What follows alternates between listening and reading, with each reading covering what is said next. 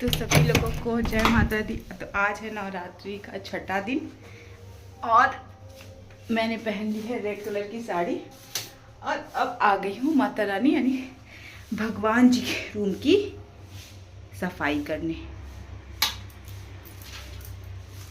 तो सभी लोगों पे माता रानी आशीर्वाद बनाए रहे, साथ साथ हम पे, क्योंकि हमारे पे तो आशीर्वाद ही नहीं रहता है उनका, कितना भी पूजा पाठ कर लो। तो सबसे पहले समेटा सारा सामान और चल दी पहले सफाई की तरफ। तो पहले सफाई करते उसके बाद पूजा करेंगे।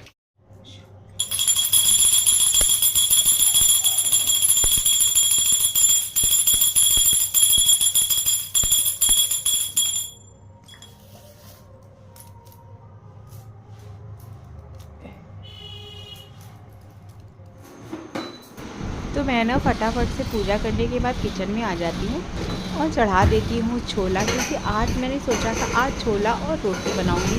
आज मैं काफ़ी लेट हो गई थी किचन में आने में, और जब भी मैं लेट होती ना तो उस दिन मेरे साथ बहुत ज़्यादा कांड हो जाता है। तो यहाँ पे सारे कुछ सामान बिखरे हुए थे, किचन भी थोड़ा बहुत साफ़ नहीं लग रहा था, तो मैंने इसे झटपट से सफाई करी, क्योंकि किचन थोड़ा सा भी बिखरा रहता है ना तो मुझे उतना पसंद नहीं आता। तो इस वजह से ना मैंने कहा पहले इसको सफाई कर देती हूँ, फिर उसके बाद ही मैं खाना बनाऊँगी। क्योंकि जब किचन अच्छा रहता है, साफ़ सुथरा रहता है, आपका मन भी बहुत अच्छा लगता है। तो मैंने कहा एक जगह कढ़ाई रख देती हूँ, फिर उसके साथ साथ जब तक वो हीट होता रहेगा तब तक मैं यहाँ पर किचन की सफाई कर लूँगी। तो कुछ रोटियाँ बची हुई थी और वो डिब्बे ऐसे ही पड़े हुए थे, तो बिल्कुल ही अच्छा नहीं लग रहा था। तो मैंने कहा चलो तब तक एक तरफ मैं यहाँ पे प्याज वगैरह कट कर लेती हूँ, क्योंकि मैंने रख दिया है कढ़ाई गरम होने के लिए। और प्याज को ना मैं थोड़ा सा चॉप करके ना क्रश कर लेती हूँ। बहुत ज़्यादा प्याज को मैं बोलते हैं ना एकदम बहुत ज़्यादा महीन जिसको बोलते हैं वो नहीं करती हूँ, हल्का सा क्रश कर लेती हूँ तो अच्छा लगता है। तो यहाँ पे मैंने तेल निकाला और डाला तेल, क्योंकि जब भी मैं आती किचन में कुछ ना कुछ मेरे को निकालना ही निकालना होता है। फिर इसके बाद ना मैंने सारी स्पाइसेस डाली, और आपके पास जो भी मिर्च मसाला था ना वो मैंने हल्दी, नमक, मिर्चा, अदरक, लहसुन सब डाल करके फिर से लगा दिया तड़का। अच्छा, ये साड़ी पहनने में ना मुझे कम से कम आधा घंटा लगा था, फिर भी मैं परफेक्ट नहीं पहन पाई। यहाँ था शुभ का एप्पल, क्योंकि शुभ ना उठ गए थे, तो बच्चे उठ जाते तो ऐसा लगता है उन्हें कुछ ना कुछ आप दे दो।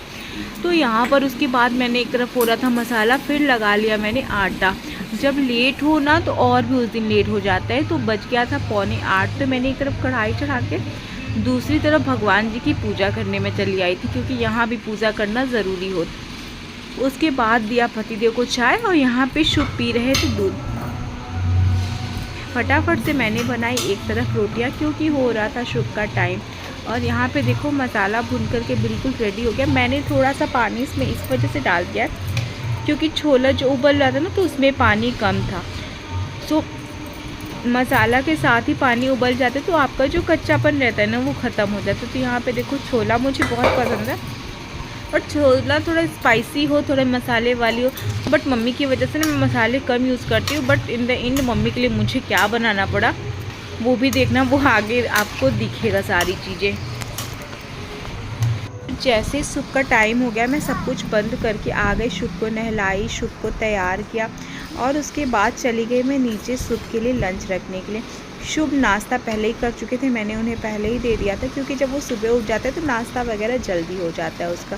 फिर उसके बाद यहाँ पे हमने चढ़ाई दाल, क्योंकि खाना सुबह बन जाता है ना तो अच्छा रहता है। चावल मैं हमेशा लेट में डालती हूँ। और यहाँ पे देखो एक तरफ रखी मैंने कढ़ाई और दूसरी तरफ मैं दाल ही चढ़ा रही हूँ। हाँ, दूसरी तरफ मैं चढ़ा रही थी दाल, और वहाँ पर अभी इंडक्शन मेरा खाली नहीं, ऑलमोस्ट चाय उबल रहा है। मैंने कहा जब तक चाय उबल रहा है और इधर मेरा तवा गर्म होगा तब तक मैं यहाँ पे कर लेती हूँ कुछ काम। फिर ये माता जी के लिए चना बना रही हूँ, मतलब A to Z सबका ध्यान देना ही देना पड़ता है। तो यहाँ पे वो पूजा करके आ गई थी, फिर मैंने उनके लिए चाय और चना बनाई, क्योंकि खाली पेट नहीं पीते हैं। फिर यहाँ पे भैया ने बोला था कि नाश्ता निकाल दो, तो उनके लिए मैंने छोला और रोटी जो बनाई थी वो निकाली। फिर इसको पलट दिया। इसको पलटा मैंने क्यों बताती, क्योंकि मुझे भी लगता है ना जो बाई हैं वो भी तो एक इंसान होती है ना, तो मैं काम धो धो के कर लेती हूँ अगर हो जाता है मेरे से। तो यहाँ पे मम्मी को ये खाना था, मम्मी को छोला नहीं पसंद था, तो मम्मी के लिए मैंने ये तड़का लगा दिया। उसके बाद मम्मी का बनते ही मैंने उनको भी 2 रोटी नाश्ते में दिया, क्योंकि वो भी हैं बीपी की मरीज़। और फिर उसके बाद बज गए थे 10। अब 10 बजे मेरा भी बेटा कह रहा है मम्मा आप कुछ खा लो कुछ खा लो, तो मैंने कहा चलो अब थोड़ा सा मैं भी खा लेती हूँ, क्योंकि मुझे भी भूख काफ़ी फील हो रहा था और पैरों में तो भयंकर दर्द हो जाता है सुबह सुबह। I don't know why. आज मैंने डॉक्टर से पूछा भी तो उन्होंने बोला कैल्शियम आयरन खा रही, मैंने कहा बराबर खा रही हूँ। फिर किचन भैया फिर अच्छा आप मुझे किचन बहुत बार क्लीन करते हुए देखते होगे ब्लॉग में, तो और अभी यहाँ पे वॉल वगैरह भी क्लीनिंग करनी है, बट मुझसे आई थिंक इस बार नहीं हो पाएगा। तो अब देखो कौन करता है। मैंने तो भैया को बोला कि आप इस बार कर देना।